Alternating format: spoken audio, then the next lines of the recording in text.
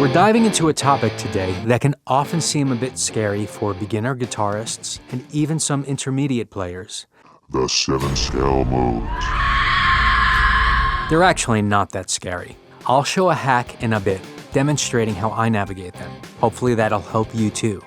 So, truth be told, you'll need to know a tiny bit of music theory here, that being a C major scale. If you know how to play it on guitar or read it on staff, you'll be fine.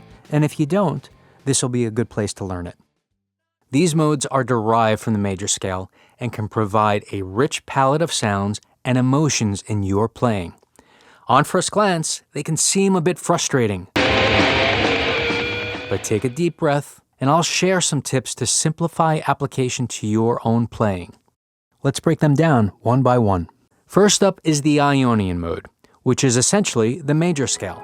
It's bright and happy, and it's the default mode for many Western music genres. Here, I'm just playing notes within the Ionian position in the key of C, which is the first building block. In C, the Ionian mode consists of the notes C, D, E, F, G, A, and B. The interval pattern is whole step, half step, whole step, whole step, whole step, and half step. Then repeat that pattern again. Next, we have the Dorian Mode. This mode is similar to the natural minor scale, but with a major sixth. It has a jazzy, funky sound.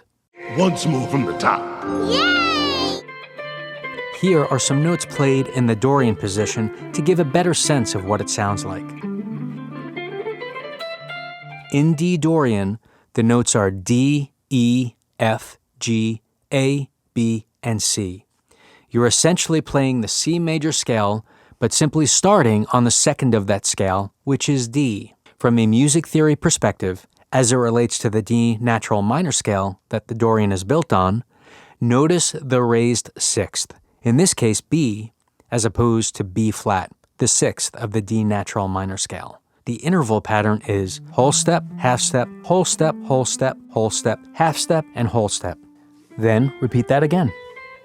Now here's the hack that I promised that makes it a bit more simple, at least for me, and hopefully for you too. I touched on it a moment ago. When you're looking to achieve that Dorian sound over, say, a D minor chord, simply play the notes from the major scale of the relative seventh of that D minor chord, in this case, C major. The third mode is the Phrygian Mode, known for its Spanish or exotic flavor. It's similar to the natural minor scale, but with a flat second. For E, that would be F natural instead of F sharp. In E Phrygian, the notes are E, F, G, A, B, C, and D. Just like the Dorian mode, you're playing the C major scale, but in this case, starting on the third of C major, which is E. As it relates to the E natural minor scale that the Phrygian mode is built on, there's a flat second as noted before, in this case F as opposed to F sharp, but more importantly, and simply put, you're playing a C scale starting on E.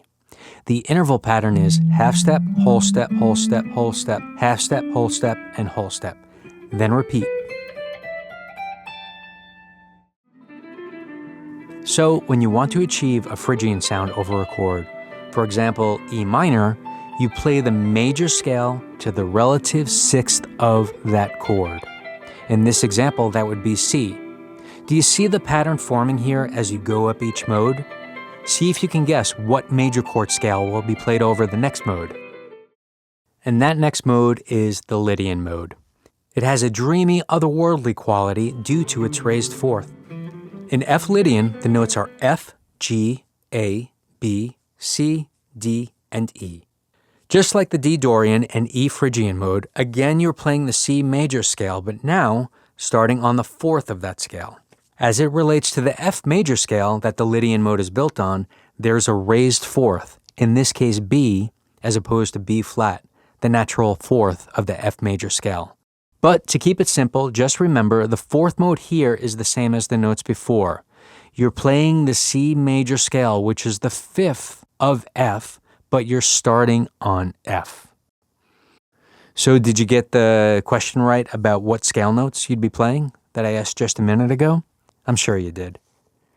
So the interval pattern for this is whole step, whole step, whole step, half step, whole step, and half step, and then do that pattern again. So that brings us to the Mixolydian mode, which is very common in blues and rock music. It's like the major scale, but with a flat seventh. In G Mixolydian, the notes are G, A, B, C, D, E, and F. Again, the notes of the C major scale, but simply starting on the fifth of that C major scale, G. Theory-wise, as it relates to the G major scale, notice the flat seventh, in this case F, as opposed to F sharp, the seventh of the G major scale.